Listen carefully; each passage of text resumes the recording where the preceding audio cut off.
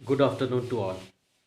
आज हम डिस्कस करने जा रहे हैं जो आज हमारी अभी नई पॉलिसी ऑफ एजुकेशन आई है, न्यू पॉलिसी ऑफ एजुकेशन, जिसको हम नेशनल पॉलिसी ऑफ एजुकेशन भी कह रहे हैं। तो ये पॉलिसी के कुछ पॉइंट्स मैं आपके सामने रख रहा हूँ। कुछ जो अभी तक सिस्टम प्रिवेलिंग है वो पॉइंट्स देख रहे हैं हम, और इसके बाद जो बदल के आ जाएगा हमारे पास वो देखा जा रहा है। तो हम लोग स्टार्ट करते हैं पहले कि ये जो अभी NPE आई है, नेशनल पॉलिसी ऑफ एजुकेशन, ये इंडिया में 34 ईयर्स बाद कोई एजुकेशन पॉलिसी जो है वो चेंज हुई है। तो इसके अकॉर्डिंग अभी क्या हो जाएगा, हमारे पास जो पहले हमारा प्रिवेलिंग सिस्टम है 10+2+3 का, कि 10 ईयर तक आपको 10 तक पढ़ाई करनी होती है, 2 years 10+1 and 10+2, and after that 3 year of graduation. तो ये सिस्टम चेंज होके बदल बदल के अब ये सिस्टम नया आ जाएगा 5+3+3+4। तो इसमें जो फर्स्ट 5 ईयर्स ऑफ स्टडी है, इसको हम फाउंडेशन स्टेज का नाम देते हैं। इसका जो करिकुलम है ये NCERT द्वारा ही सेटअप किया जाएगा। तो ये जो 5 ईयर्स हैं हमारे, इसको हम फाउंडेशन कोर्स का नाम देंगे। तो उन फाउंडेशन कोर्स में भी फर्दर कैटेगराइज किया गया है। 5 को 3+1+2 में कैटेगराइज किया गया है। तो फर्स्ट 3 ईयर्स जो हैं हमारे, that is for pre primary education.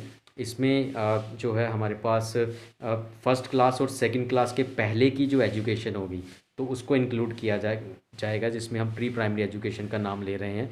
Then next 1 year जो 4th ईयर होगा, उसमें क्लास 1 की स्टडी की जाएगी।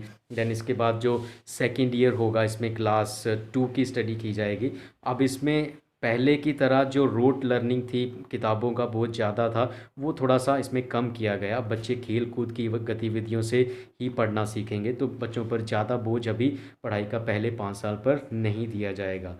जो नेक्स्ट 3 ईयर्स हैं, 5+3+3+4 का जो सिस्टम है, इसमें फ़र्स्ट 5 ईयर्स तो हो गए हमारे फाउंडेशन कोर्स के, जिसमें class pre primary, first class और सेकंड क्लास इंक्लूड की गई है। देन इसके बाद नेक्स्ट 3 ईयर्स जो हैं, इसमें क्लास 3, 4 और 5 को इंक्लूड किया गया है। अब इसमें जो चिल्ड्रन हैं उनको कन्फ्रंट किया जाएगा सोशल साइंस के साथ, इन्वायरमेंटल साइंस के साथ और बेसिक लैंग्वेजेस के साथ।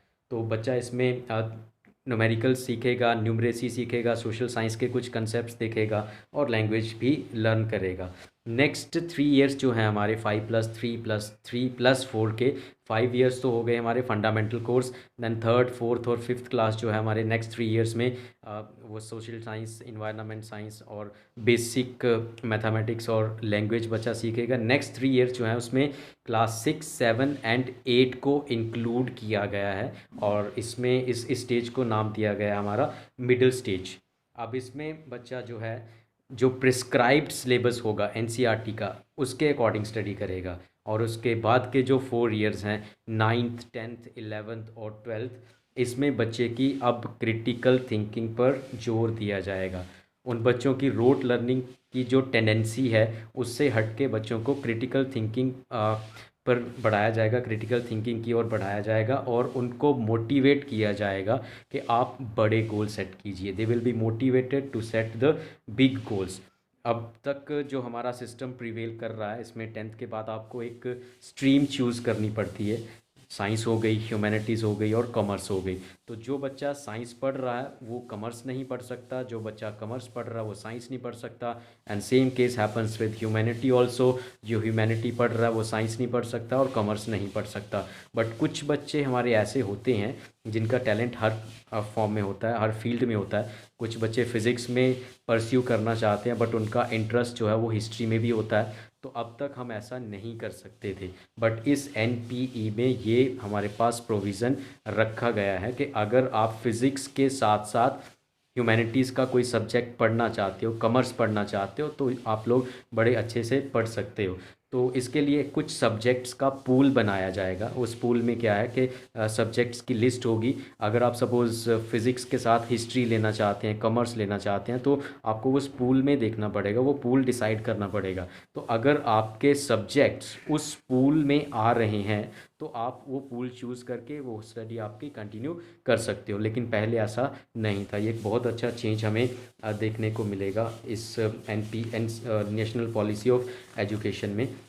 देन अभी अ, अभी तक जो था हमारे पास क्लास 5 तक कुछ स्कूल्स, प्राइवेट स्कूल ज़्यादातर इंग्लिश को कंपलसरी बना देते थे कि बच्चा जो है वो इंग्लिश मीडियम में ही पढ़ेगा।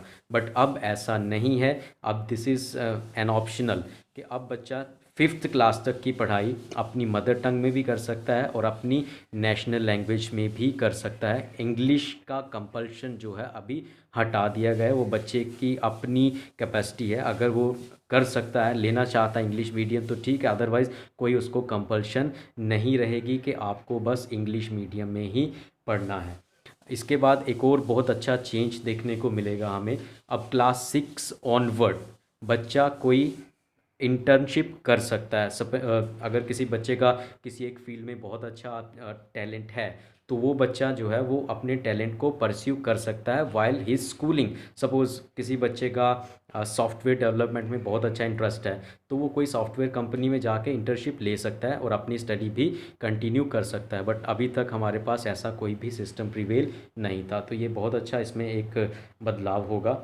अब जो 9th और 12th तक की जो हमारी एग्ज़ामिनेशंस थी, अब तक तो वो एनुअल सिस्टम चल रहा है हमारा, लेकिन अब वो सिस्टम जो है बदल के सेमेस्टर सिस्टम हो जाएगा। अब साल में 2 बार आपके एग्ज़ाम्स होंगे और जो सेमेस्टर 1 और सेमेस्टर 2 को मिला के आपका जो भी स्कोर बनेगा वो आपको फाइनली दिया जाएगा। अब ऐसा नहीं है कि आप लास्ट में जाके पढ़ोगे और पास हो जाएंगे। पूरे साल का थ्रू आउट द सेशन जो आपने किया है वो सारा कुछ इंक्लूड होके आपको लास्ट में मार्क्स मिलेंगे, और साल में आपके 2 बार पेपर होंगे, सेमेस्टर 1 और सेमेस्टर 2 के।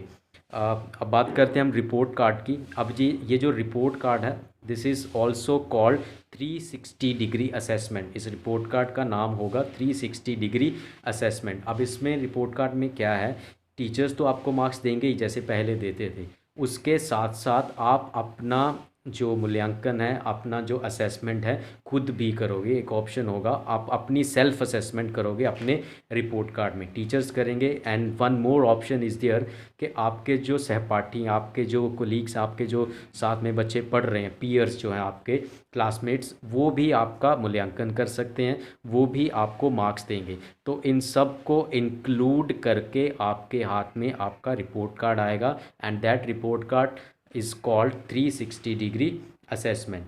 अब हम बात करते हैं फॉर कॉलेज गोइंग स्टूडेंट्स के लिए, उसमें भी बहुत अच्छा बदलाव देखने को मिलेगा, और ये सच में बहुत अच्छा होगा अगर ये इम्प्लीमेंट हमारा हो गया तो।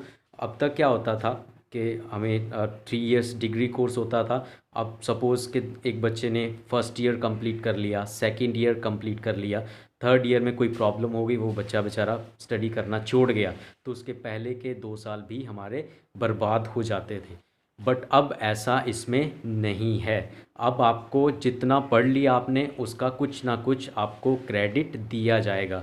अब जो सिस्टम था हमारा 3 ईयर ग्रेजुएशन कोर्स का, वो बदल गया है। अब इसको हम 3+4 का नाम दे रहे हैं, आइदर 3 और 4।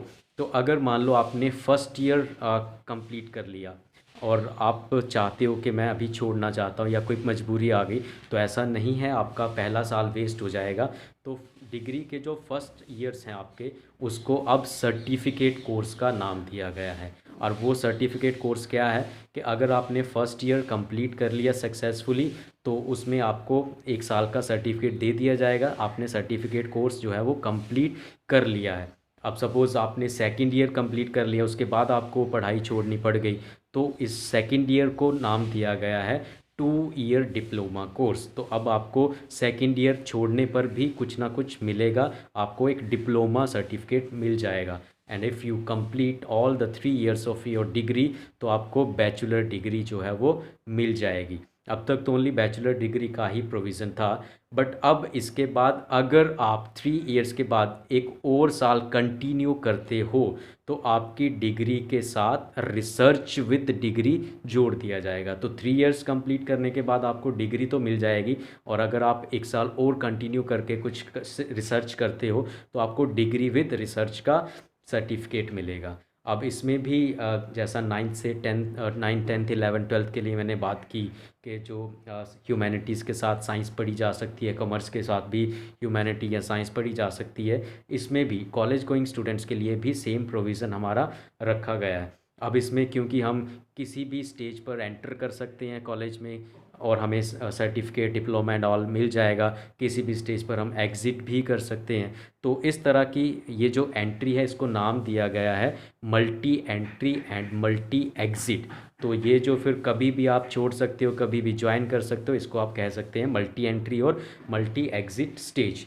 एक और बहुत अच्छा बदलाव यहाँ पर देखने को मिलेगा अगर ये हमारा सिस्टम जो है चल पड़ा, कि अगर सपोज़ आपको 12th के बाद किसी कॉलेज में एडमिशन नहीं मिल रही क्योंकि आपका कट ऑफ जो है वो कम है, तो ऐसा नहीं है कि आप अपने मनपसंद कॉलेज में नहीं पढ़ सकते। आपके लिए एक और एंट्री रखी गई है, that is called CAT, common admission test. अगर आपके मार्क्स कट ऑफ से कम हैं 12th क्लास में, तो आपको एक कॉमन एडमिशन टेस्ट देना होगा। आप मेहनत करके उसमें अच्छे नंबर ला सकते हो और वो मार्क्स जो हैं आपके 12th के मार्क्स के साथ जोड़ दिए जाएंगे और फिर अगर मेरिट बन गई तो आपको आपके मनपसंद कॉलेज में एडमिशन जो है वो मिल जाएगा।